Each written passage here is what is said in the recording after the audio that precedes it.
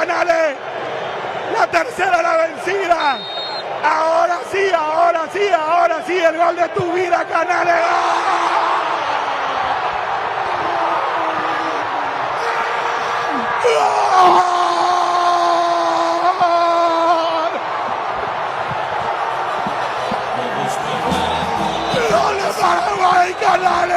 O desafio era uma parede negra na qual eles tinham que projetar seu próprio retrato na história. Para isso precisavam acreditar. Acreditaram desde o primeiro dia, uniram-se, mantiveram a paciência e perseveraram. Eram caçadores de utopias impossíveis, porque ninguém acreditava no Equador, mas hoje o Equador se ergue imponente. Essa frase é de Simão Bolívar ou de Eduardo Galeano? Bolívar. Essa frase é de Gustavo Alfaro, o atual técnico do Paraguai. Pior que eu tava pensando na declaração dele das terras coloradas, tá ligado? Cara, vamos falar dele, mas eu peguei um Gustavo Alfaro frases aqui porque merece atenção esse personagem da Copa do Mundo até aqui.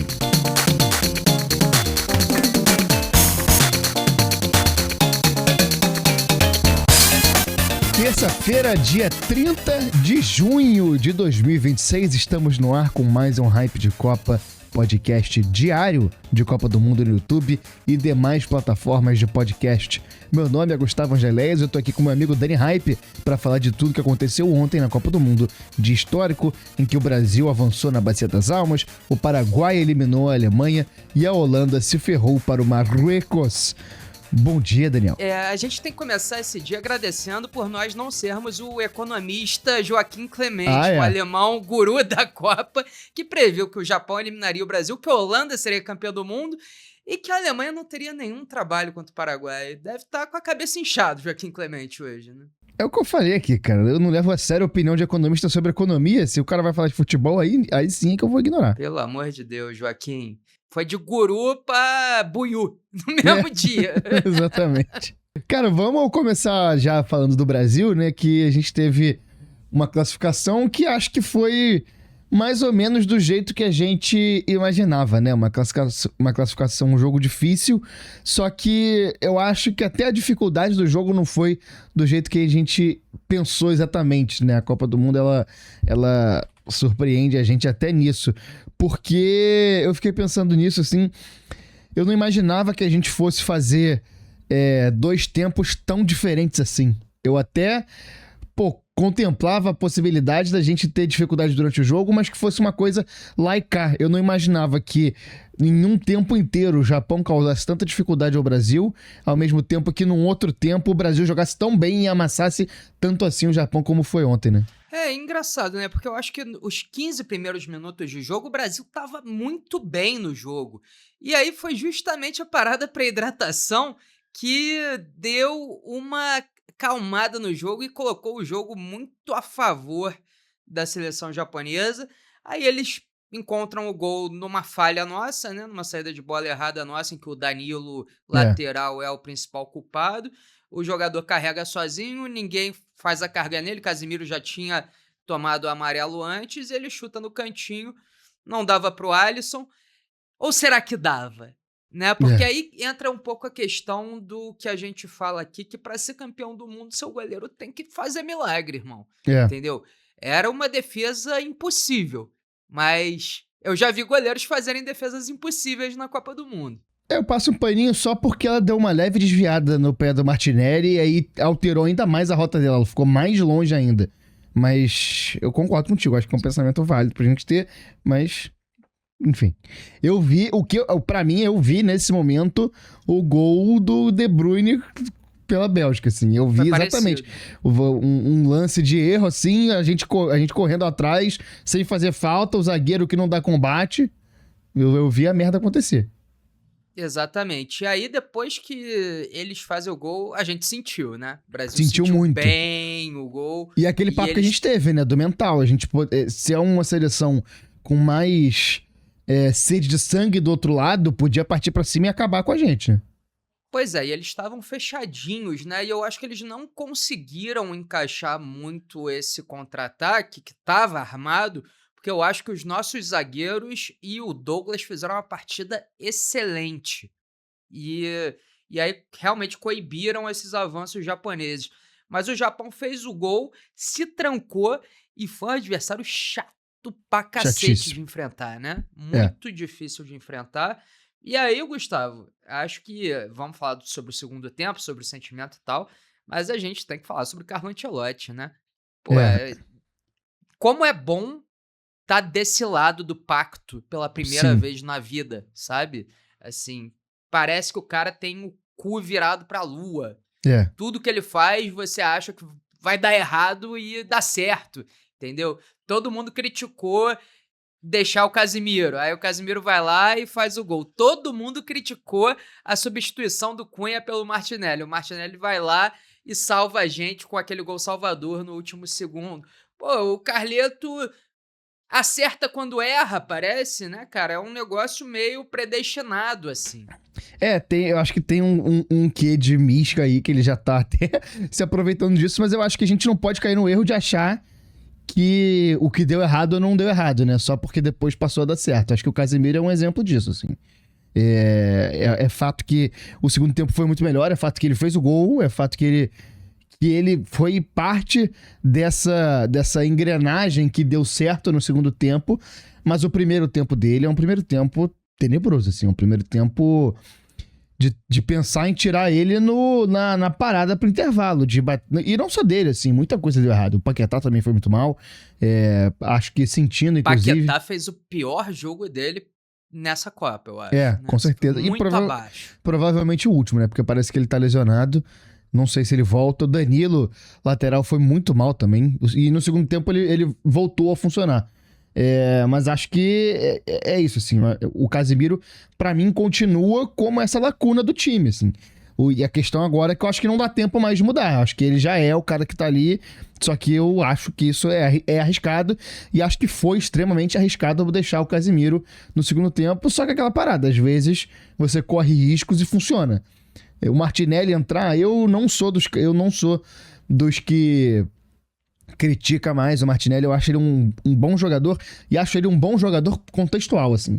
Se ele fosse titular, eu teria muito mais problemas com a presença dele, mas sendo reserva, eu acho ele um bom reserva. E acho que o Ancelotti, vendo ele, o Ancelotti teve aquela parada que alguns técnicos têm, e que aí você tem que, aceitar que o cara conhece pra caralho mesmo, que é ter essa visão de colocar o Martinelli como meio campo. O Martinelli ontem foi um meia, ele deixou o Vini aberto de um lado, o Ryan do outro, o Endrick enfiado e o Martinelli ali na meiuca mesmo, assim, fechando o campo. Só que, é óbvio, foi um meio campo muito avançado, porque a ideia do Brasil no segundo tempo foi pesar a linha de defesa do Japão. Então foi empurrar os caras pra trás e a gente engolir. E a gente engoliu mesmo. Foi um segundo tempo de muita superioridade do Brasil, que a gente poderia ter saído com um placar até mais largo, eu acho, assim. Acho que na tensão da partida, de forma alguma, eu pensei, vamos golear.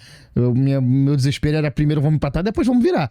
Mas se a gente pensar nas chances que a gente teve uma excelente partida do Suzuki, a gente teve uma defesa dele que impediu possivelmente um dos 5 gols mais bonitos da história da seleção brasileira em Copas, que seria o gol que o Vini caneta um japonês, limpa 2 e bate de fininho no canto, e o Suzuki faz uma defesaça, ela vai na trave. Mas, assim, acho que também a gente tem que falar um pouco sobre o Bruno Guimarães, cara. Que Copa do Mundo colossal tá fazendo o Bruno Guimarães, e a partida de ontem dele é uma sombra, assim. O segundo tempo, o que ele faz comandando o time, virando bola, puxando o jogo, se escondendo da defesa quando precisa esconder, e a achada de passe dele é uma coisa de maluco, assim. Eu acho... você vai querer... Se rendeu, né? Não, completamente. Já estava rendido, mas agora ainda mais, assim. Eu vou até fazer uma comparação aqui que é com o Flamengo, mas você vai me entender. Vem comigo, assim. O primeiro gol do Gabigol em 2019, na final, contra o River, a jogada começa com o Bruno Henrique sendo marcado por 4 adversários. E aí é muito impressionante como ele fica calmo e não tenta a jogada mais fácil, que é jogar na área.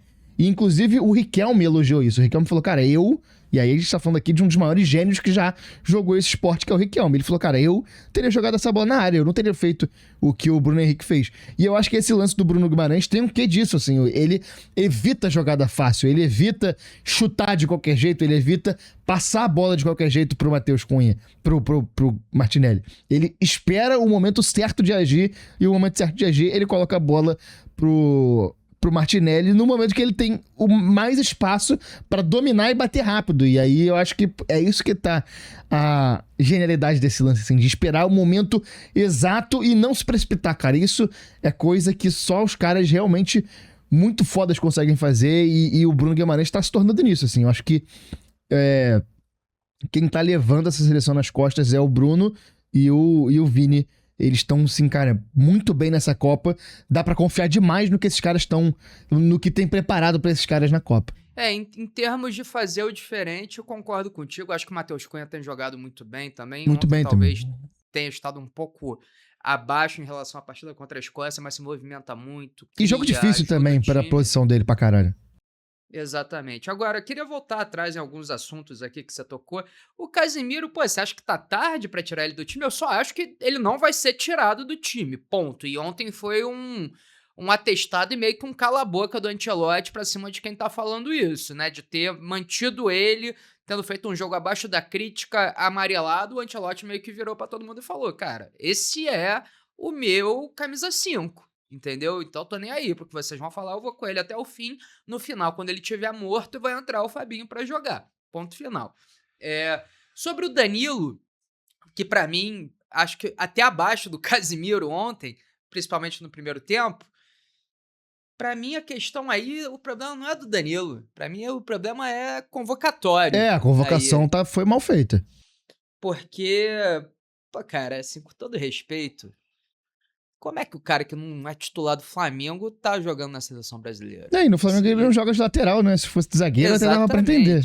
Exatamente. Vou levar ele pela experiência e tal. Pô, amigo, tudo bem, mas como diria o grande Evaristo de Macedo, o problema de jogador ruim é que uma hora você tem que usar. Entendeu? E isso foi exatamente o que aconteceu com o Danilo. E, veja bem, não tô falando que o Danilo é um jogador ruim, não é essa a intenção, mas acho que o Danilo não é mais o mesmo Danilo, né, das últimas edições. Danilo mais envelhecido, um Danilo que não tem mais o mesmo preparo, um Danilo que percebe-se que está com medo de apoiar, né, um Danilo que não está conseguindo chegar ao fundo, que não está conseguindo ajudar o Ryan ali pelo lado dele, mas esse problema não é do Danilo, entendeu? O problema é da convocação, que só previu um lateral direito de ofício, que era o Wesley, que se machucou, que antes previa um Ibanes improvisado na direita, que quando foi testado contra o Marrocos não foi bem. E aí que ainda antes contava com um Militão saudável, que sempre foi uma temeridade também. Exato. E aí, enfim, os acasos nos levaram pro Danilo titular. E acho que entre as opções que a gente tem é a melhor porque é a única, entendeu? Sim, assim. Então a gente vai seguir com ele até o fim, mas isso me preocupa um pouco assim. E eu acho que assim, e só nessa conversa ainda, eu acho que vale, obviamente aí a gente tá falando aqui de nós não somos ninguém, então a gente não vai ter uma repercussão gigante e tal, a gente não tá falando pra milhões de pessoas ainda, mas em termos de análise eu acho que vale a gente não deixar passar esse tipo de coisa só porque tá ganhando, sacou? Porque os erros, eles existem apesar das vitórias. Como eu acho que existe um erro de análise no futebol, principalmente falando de seleção brasileira e tal, de Copa do Mundo, que as coisas são muito mais exacerbadas, mas eu acho que a vitória, ela paga muitos erros, só que o erro no futebol, ele é muito caro, porque um erro, ele pode botar tudo a perder, pode ser um micro erro, pode ser só um micro escorregão que saiu da versão de cara com o goleiro, você perde uma Libertadores, pode ser, essas coisas acontecem, só que tem muitos erros que não levam você a tomar um gol desse e eles não se juntam pra formar uma derrota. Eles às vezes fazem parte de uma vitória. Então eu acho que a gente falar que, essa parada é um erro, beleza. Manter o Casemiro é um erro. Mas não quer dizer que vai dar errado, entendeu? Nesse sentido. Não quer dizer que isso vai ser a causa da derrota brasileira. Quer dizer que é um problema dessa seleção. Só que é possível você ter uma seleção vitoriosa com problemas. Não precisa ser uma seleção perfeita pra coisa funcionar. Uma coisa que eu acho que é digna de elogio, talvez, ontem, é que, claro, o Vinícius Júnior quase fez um gol antológico, né? Algo que entraria pra história das Copas, assim. Que partida do Suzuki, né? Do Zion Suzuki, muito goleiro japonês. Ele fez uma defesa ali, assim, o tal do milagre que a gente tá falando, né? Exatamente. Assim, ele fez ali. E aquele é o tipo de defesa que pode te ganhar um jogo, assim. Foi uma coisa fenomenal. Mas, tirando esse lance do Vini, a marcação tava dobrando em cima dele toda hora, né? Dobrando, triplicando e tal. E uma coisa que eu gostei ontem é que eu vi outros jogadores tentarem assumir um pouco esse protagonismo, Sim. percebendo que o Vini não ia conseguir fazer isso por estar marcado em excesso. O que não quer dizer, às vezes ele consegue, né, se desvencilhar, mas ontem realmente tava muito difícil do Vini sair ali daquela situação. Então é bom a gente ver o Bruno Guimarães assumindo esse protagonismo quando precisa. A assistência dele é uma coisa genial, né, cara? Assim, é uma percepção do campo que é rara, assim, né? Porque se você para olhar o lance, primeiro, o Ryan faz uma recuperação de bola primordial, que nele já tinha feito contra a Escócia, né? Sim. Até de uma forma parecida. Pressão do Endrick, Ryan recuperando, é um ataque que não desiste. Isso eu até falei, cara, tem que falar isso, porque realmente é de se admirar mesmo, assim, essa resiliência mesmo. Os caras estão prontos pra não deixar a jogada desistir enquanto tiver como. Aí ele solta a bola no Bruno, né? O Ryan solta a bola no Bruno, o Bruno tá pra direita, né, da área, da risca da grande área. O Bruno traz a bola em direção ao centro para preparar o chute de esquerda, né? Só que aí o que acontece? Ele percebe que o zagueiro que estava sufocando o Martinelli, tirando todo o espaço dele, vem para fechar o chute.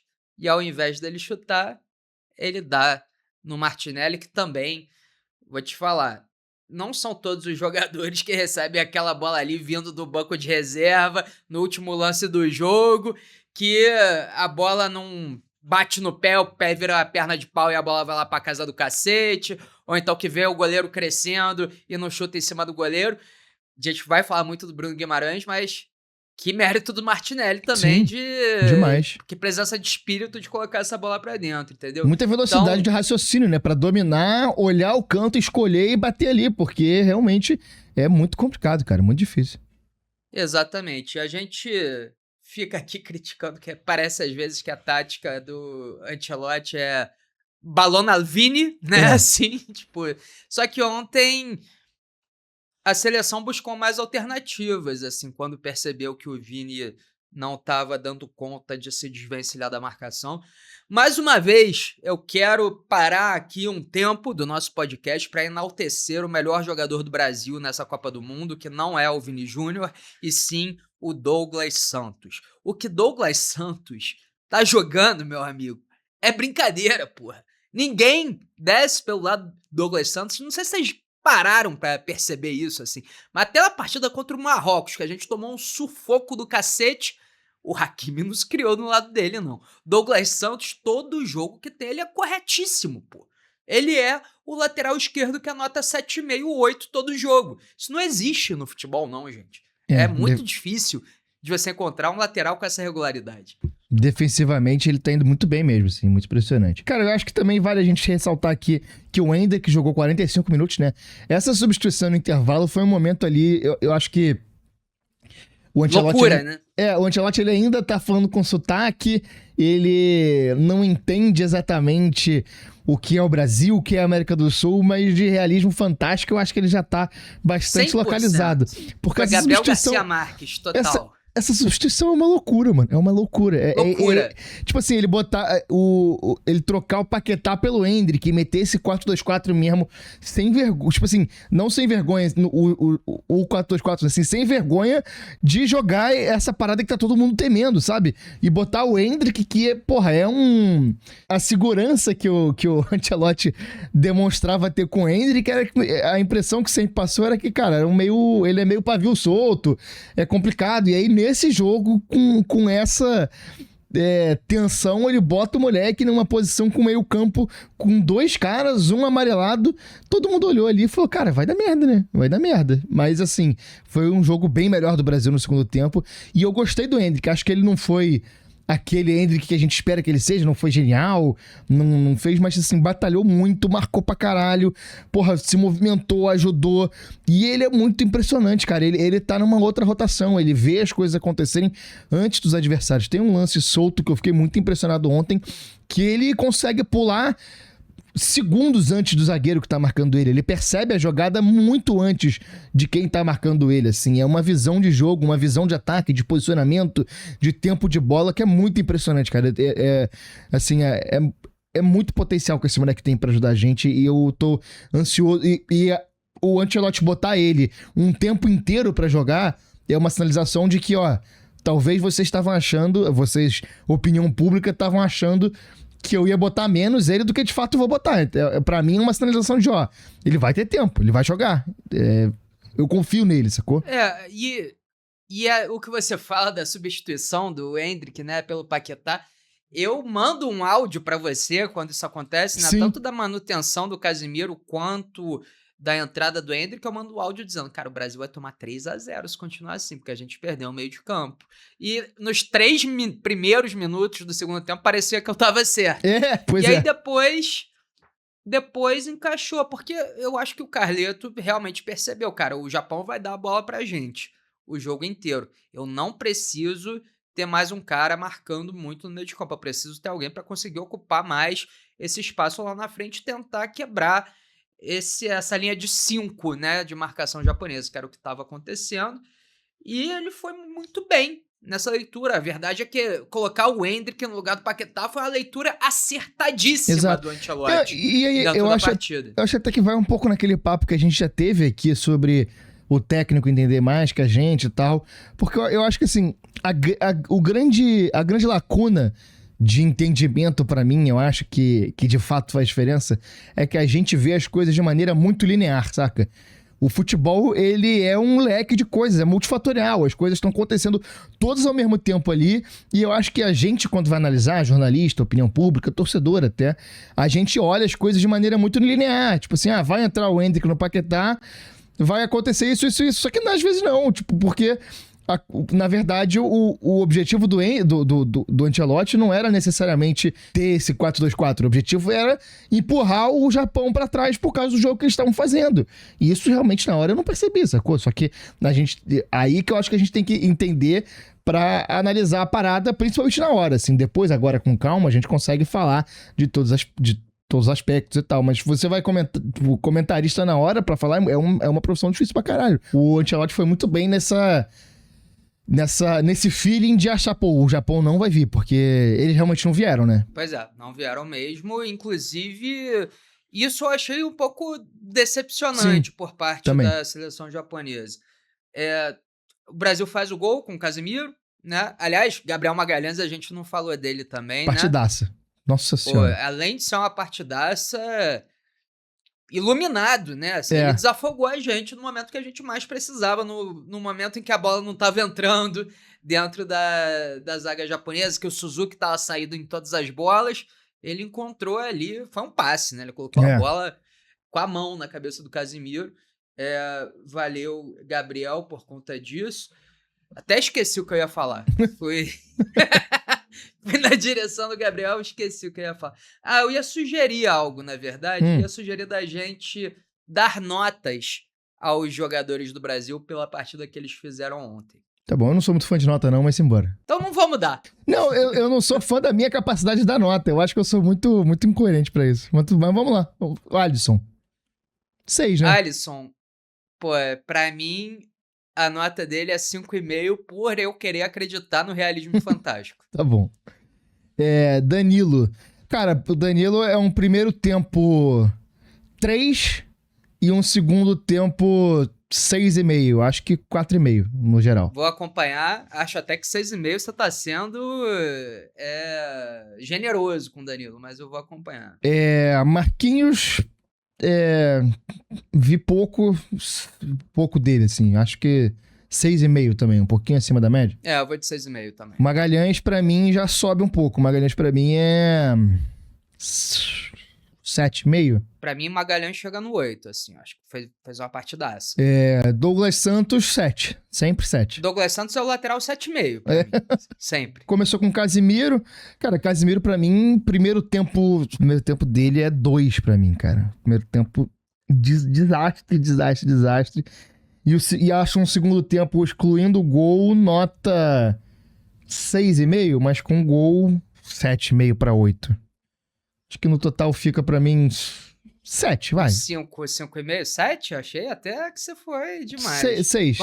Vamos dar 6, então, pro Casimiro? Exato. Parênteses. O que a FIFA tá tomando? Tá fumando crack pra dar o prêmio de melhor do jogo pro Casimiro? Mas é votação popular, né, cara?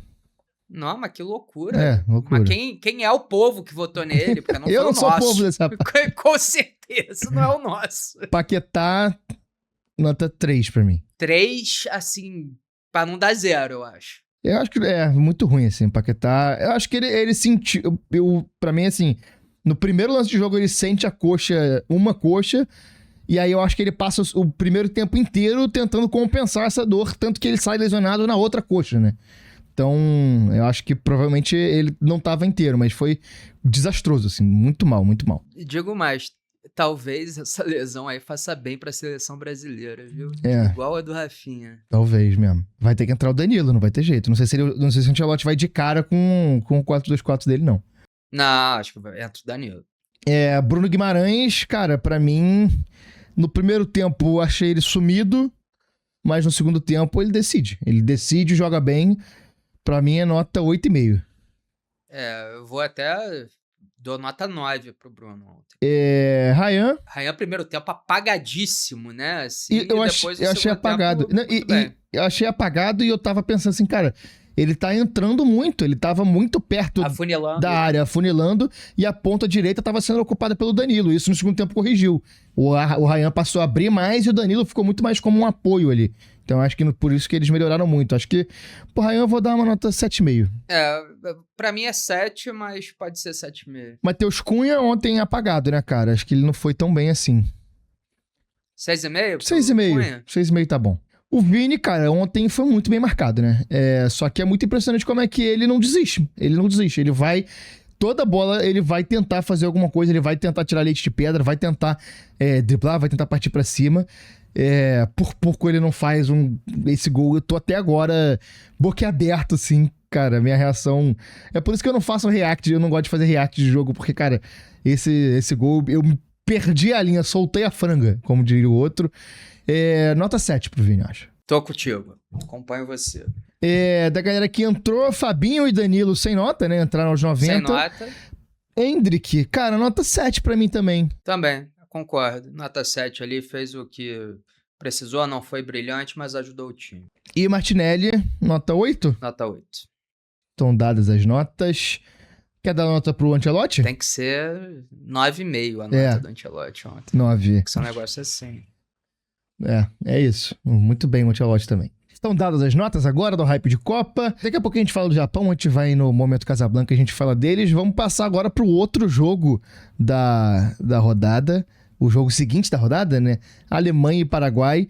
Mais uma vez a gente é capturado pelo espírito de Copa e a gente não se permite ver algo que a Copa tá mostrando pra gente, né, cara? Um Paraguai muito aguerrido, uma Alemanha insossa até aqui, e no final deu o Paraguai que a gente não teria previsto, né, de jeito nenhum. Sim. Que ninguém, né, teria. Nem o Paraguai mais otimista teria previsto, né, Gustavo? Cara, é muito impressionante esse jogo assim, porque Cara, a gente vai ver o Matias Galarza, que chegou aqui na Série B no Vasco, não jogou nada, foi pro Curitiba, não jogou nada, fazendo um jogo absurdo contra um meio-campo de... Porra, Mecha, Pavlovic, Wirtz, Sané, com o Kimmich vindo pra lateral, e o Galarza correndo o campo inteiro fazendo um jogo assombroso, cara. O Galarza jogou pra caralho ontem. Assombroso. Jogou pra caralho, pra caralho. O Galarza, e depois entra o Musiala e ele bota o Musiala no bolso dele também. E tem um lance que pra mim talvez seja o melhor lance do Galarza na partida. Tem uma hora que ele sofre um pisão do Musiala, uma porrada do Musiala. O Musiala, inclusive, toma amarelo por causa disso. E aí o Galarza volta marcando o Musiala 2 lances depois e dá-lhe uma pisada no Musiala também. Toma o amarelo também. Mas o recado tá dado, entendeu? Tá bom, você pode me bater, mas eu vou te bater também. Você tá virou Libertadores, que você é um Musiala, eu não vou te dar-lhe uma porrada também? Então eu acho, até li um tweet, acho que foi do Andrei Restock ontem, falando que o Paraguai é a equipe mais as veias abertas da América Latina dessa competição. E é exatamente isso, né, cara? Ontem eu tava te falando, é o time que não passa do meio de campo, né? Passou 3 vezes do meio de campo ao longo da competição inteira. É o time coitadinho, assim, vai meio, né, tremendo, mancando e tal. Mas, porra, tomou a porrada dos Estados Unidos, né? Que eu acho que é importante de ressaltar dentro desse pensamento galeanístico. E agora, eliminou a Alemanha. E aí vem o treinador e dá uma declaração falando: eles se formam em academia de primeiro nível na Europa. Nós viemos da terra colorada, jogando descalço nessa terra, com o sacrifício dos pais para levar as crianças ao treino. Porra, entendeu? É isso aí, esse é o Paraguai. O Paraguai provavelmente vai ser eliminado pra França, eu não posso nem falar mais isso. Pois é. Entendeu? Porque a loucura já tá aí. Garcia Marques não é paraguaio, mas com certeza ele tá muito feliz com o que aconteceu ontem. Entendeu? Assim, o Paraguai encarnou o realismo fantástico. O Paraguai foi uma mistura exata de Galeano com Garcia Marques ontem, sacou? Foi a prova real de que você pode historiar na fantasia, sacou? Não sei se faz sentido isso. Não, faz, mas é o sentimento faz total sentido e foi realismo fantástico no Brasil. Gritaria na janela, gritaria. A galera comemorando não só a eliminação da Alemanha, mas comemorando o Paraguai. E rolou e acho que assim, cara, é muito bom ver o europeu se fuder, porque, cara, ainda mais nesse nível assim que tá o futebol hoje em dia, que os caras, eles têm certeza absoluta que eles são extremamente superiores a gente. Eles têm certeza disso. Então é muito bom ver eles se fuderem, porque, cara, é só você tirar eles um pouquinho da zona de conforto deles que a coisa muda. Se você não jogar na Europa com a grama cortada do jeito que eles gostam, do jogo jogado da temperatura que eles gostam, o futebol muda. E isso que é bonito do futebol, que você bota um time... Cara, é uma diferença física. Você olha a entrada em campo... Até os zagueiros do Paraguai, que são os maiores jogadores do Paraguai, parecem menores do que o mais baixo atacante dele, saca? Porque é um outro tipo físico. Os paraguaios são menores, mas... Eita, caiu a nota fiscal aí. Ah, que loucura. Os paraguaios, porra, os mais altos, eles são parrudos, saca? O Gustavo Gomes e o Canali e o Júnior Alonso, eles não são gigantescos de altura. Eles são, porra, altos, normal, e parrudinhos, enquanto os maiores alemães são gigantescos. E vou te falar, a hora que eu vi, cara, que eu olhei e falei, mano, tem jogo aqui, foi quando eu vi os alemães entrando de casaco na porra daquele calor fudido que tava aquele estádio. Eu falei, esses alemães vão tomar nas costas e não vão entender nada. E foi isso que aconteceu. E aí, falando sobre essa diferença de, entre aspas, nível, que eu acho que é algo que a gente já tem até que debater se não vale a gente esquecer essa porra, porque as competições ultimamente estão mostrando que não existe. Mas, frases ao Faro. Quando você vira a sombra de um gigante, não se assuste.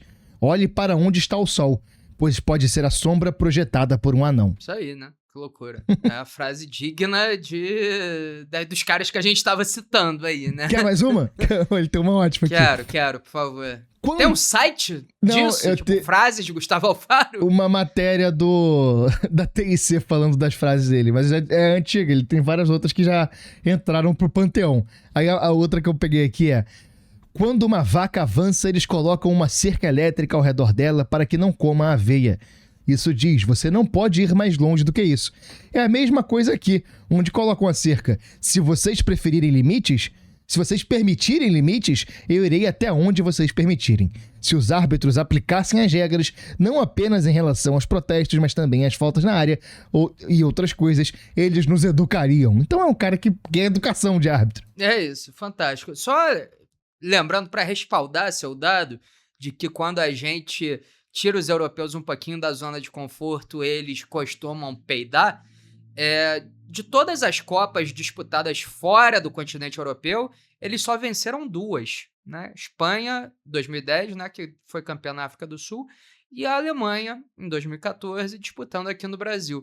Fora isso, sempre que esse campeonato saiu do lugarzinho preferido deles, que tem o campinho perfeitinho deles, que tem a temperaturazinha ideal para eles, foi só porrada que eles tomaram. Pois é, exatamente.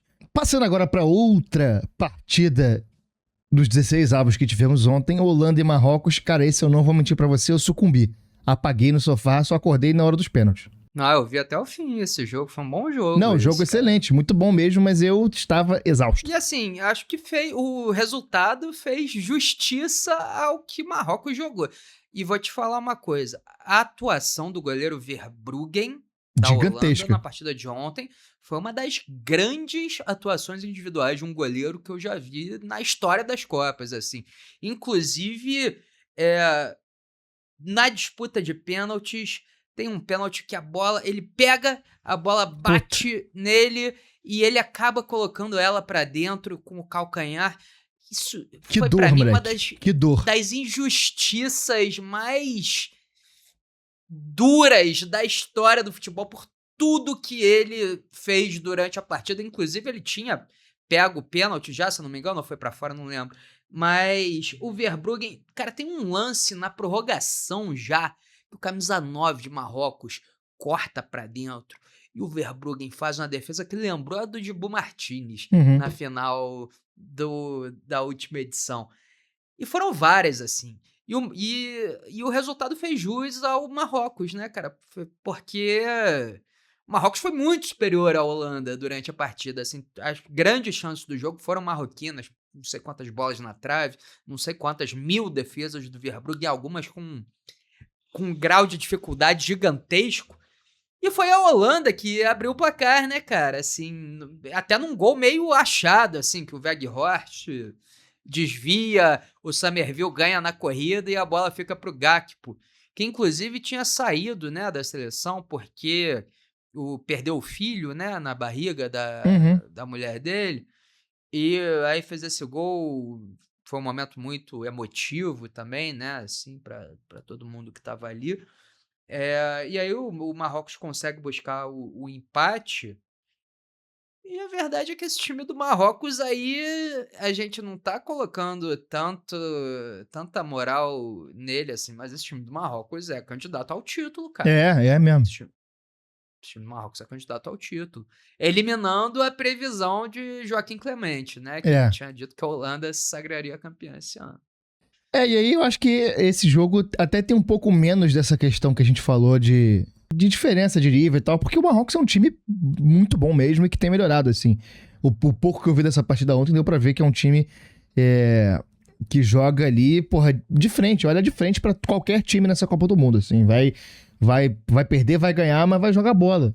E acho que isso cara, a grande lição, o grande ensinamento que tanto a Copa do Mundo de Clubes ano passado como essa Copa do Mundo agora estão dando pra gente, que cara, o futebol você pode cravar favoritismo, você pode cravar qual time é melhor, qual time joga melhor, só que, meu irmão, na hora que a bola rola, tem que botar a bola na casinha, você tem que fazer gol. Se você não fizer gol, se você não jogar, se você não sentar e se esforçar pra ganhar do seu adversário, você vai se fuder.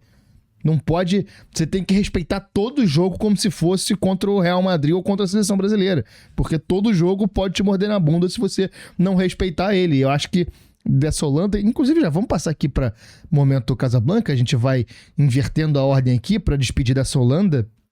Cara, eu acho que é uma Holanda que pode muito mais. Eu acho que o Ronald Koeman, ele corta um pouco do potencial desse time, porque eu acho que é essa visão tática que em clubes ela funciona muito, mas nas seleções eu acho que nem tanto, assim. Eu acho que essa Holanda se beneficiaria um pouco mais de liberdade, porque tem potencial pra isso. Ontem, o pouco que eu vi, eu achei o Brobbey sumido, eu achei o Summerville sem liberdade pra atacar, eu achei um time muito parado, muito estanque. Então, assim, eu acho que essa Holanda precisa talvez olhar um pouco pra dentro e olhar o que fez a seleção holandesa ser o que ela foi e fazer um esquema tático que dê um pouco mais de liberdade pra esses caras, que faça eles jogarem mais bola, deixar jogar mais bola, em vez de fazer essa tática toda e tal, que porra, eu achei fraco. O que eu vi dessa Holanda nessa Copa do Mundo, eu achei fraco, achei bem fraco.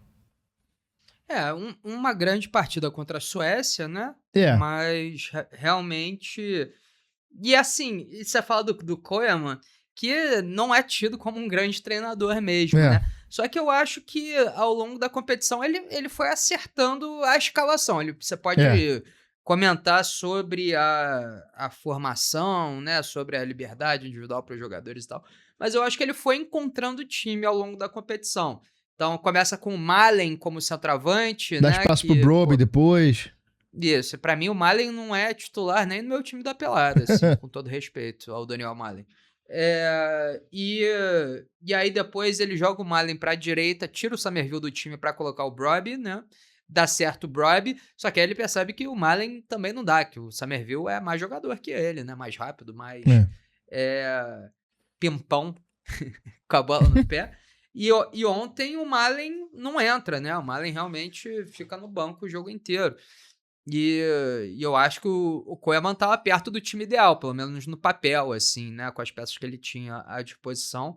Só que, o Marrocos eu acho que é o time mais entrosado dessa competição, sacou? Assim, é o time mais bem montado dessa competição. Mais que a França, entendeu? Mais que a Argentina. É um time muito preparado mesmo. É uma força coletiva muito forte. Aí você pega a França, pô, você tem mais jogadores com capacidade de resolver uma partida individualmente. Mas nem isso falta ao Marrocos, né? Você tem um Hakimi que, pô, pode resolver... Perdeu o pênalti, aliás, né? Mas pode resolver o jogo quando for. O Saibari é muito bom. cracaço de bola. Pô, ele joga muita bola, o Saibari. Ontem o Boadi que eu achei um pouco abaixo, assim. Sim. Ele fez grandes partidas, mas ontem não estava tão bem assim. Cara, esse time do Marrocos é pra abrir o olho, exatamente. Viu?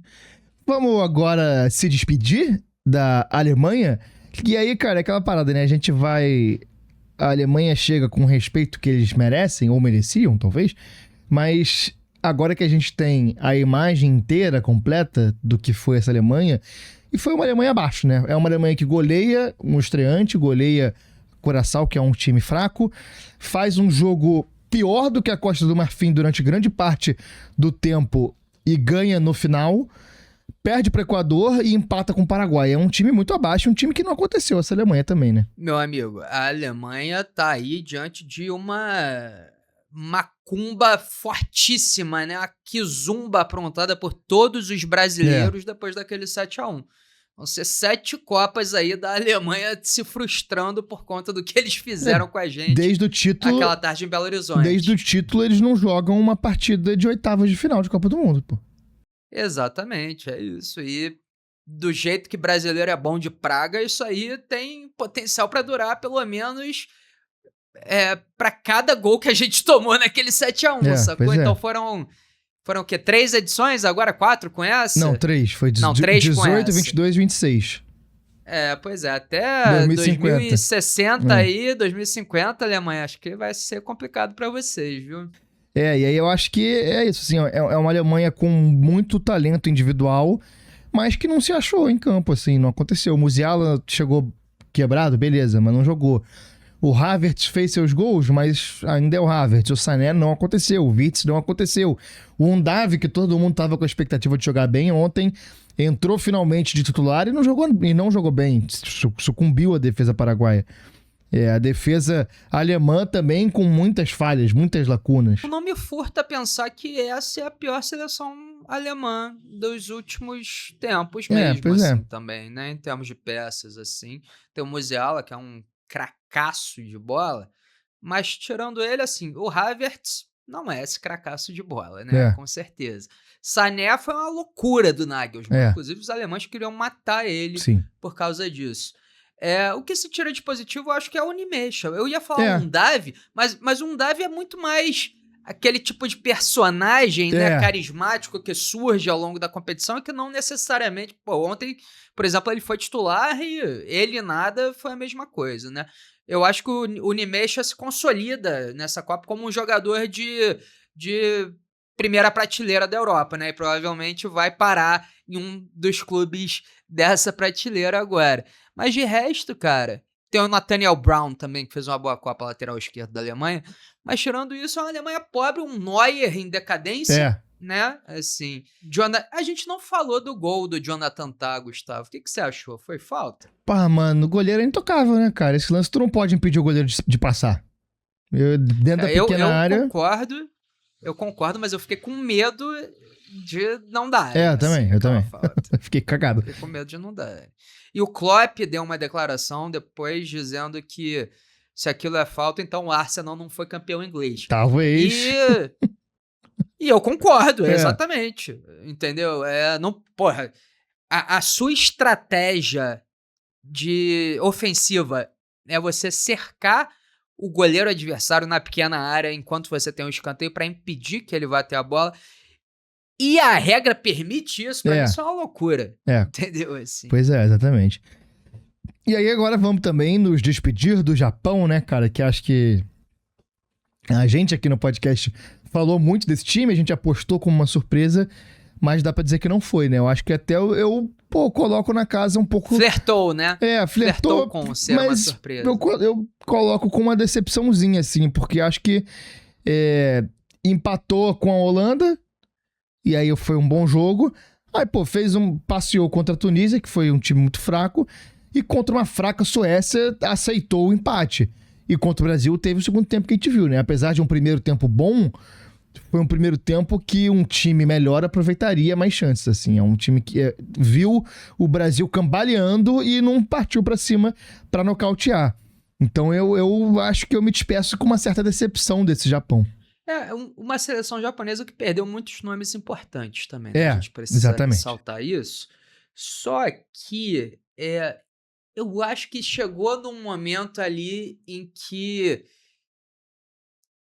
eles poderiam se sagrar, tipo, a grande geração japonesa, né? O maior Japão de todos os tempos, ao eliminar a seleção brasileira.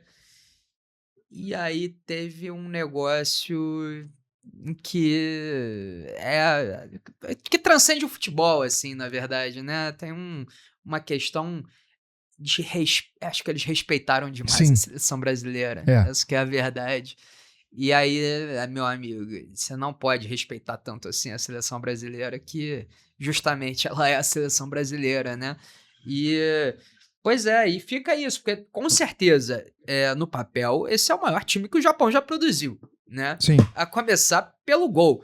Que outro goleiro japonês era bom, né? Todos eles eram comprometedores, assim, com o time. Não a nível Muslera, mas mais perto.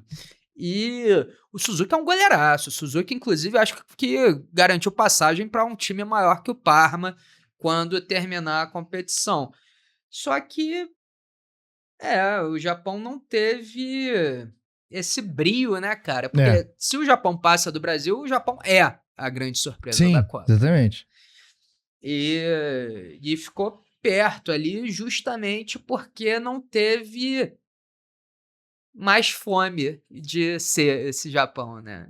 Respeitou demais nossa seleção. Eu me despeço do Japão na plataforma, Gustavo. Eu vou até lá.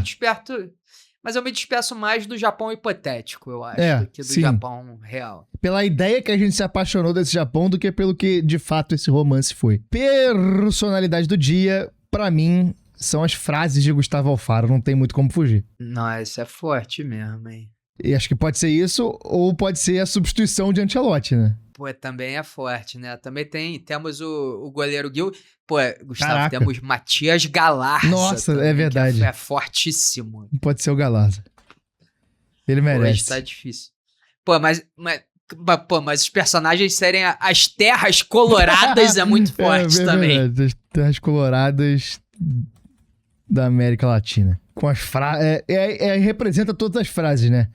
Com Matias Exato. Galarza de vice. E eu queria deixar aqui o estádio Gigante del Acero, com menção honrosa, que se despediu da Copa do Mundo. E um dos estádios mais bonitos que eu já vi na minha vida, cara. Disparado seu nome favorito de estádio também. Com dessa Copa, com certeza. Se a gente fizer um levantamento aqui de quantas vezes você falou o nome do estádio Gigante del Acero nas nossas transmissões, é loucura. Eu acho que é papo de 50, assim. É isso e mencionar a cidade de Akron, porque você falou que era o estádio de Akron. Eu queria mais México nessa Copa. É ao contrário, na verdade, né? É estádio de Akron, só que ele fica em Guadalajara. Então tá definido, vamos agora para a nossa agendinha. 2h da tarde, temos Costa do Marfim e Noruega em Dallas.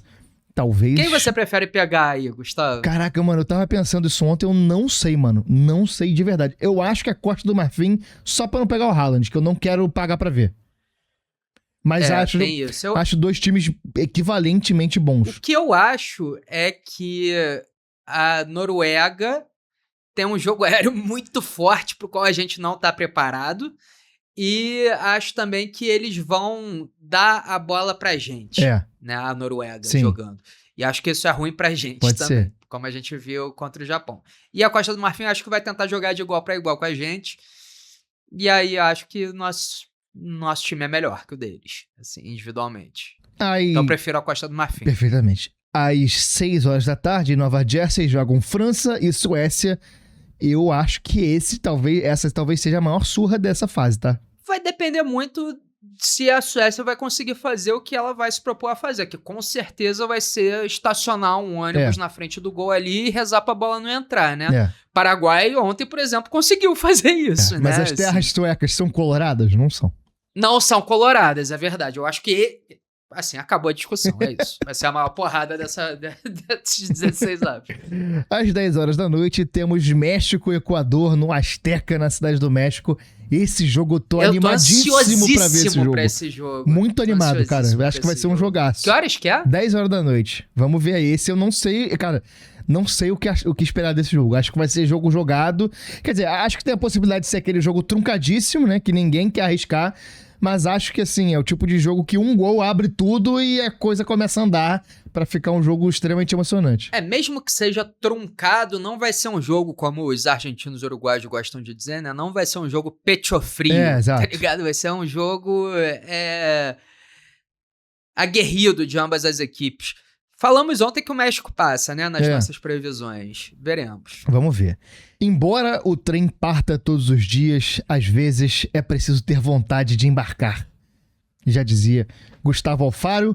Quem embarcou no trem para ir para casa, dessa vez foram Holanda, Alemanha e Japão. E quem se mantém na Copa do Mundo são Brasil, Paraguai e Marrocos. Veremos quem ainda permanece no trem rumo ao sonho máximo, que é a conquista da Copa do Mundo, e quem pega o trem pra ir pra casa. Esse foi mais um Hype de Copa, sua companhia diária pra se empolgar com tudo de Copa do Mundo, no YouTube todos os dias e nas plataformas de podcast. Pedimos sua ajuda para chegar em mais ouvidos. Se inscreve no canal, segue no Spotify. No Spotify dá para você avaliar com 5 estrelinhas também, que é muito importante, ajuda muito. Comenta aqui pra gente saber que a gente não está falando sozinho. E indica pros amigos, se gostar, pros inimigos, se odiar. Além disso, dá uma moral pra gente nas redes sociais. Dani, seu Instagram. Meu Instagram é @odanihype. Vi que minha câmera travou aqui, não sei o que aconteceu, mas é isso mesmo. Você tá com um olhar... Parece...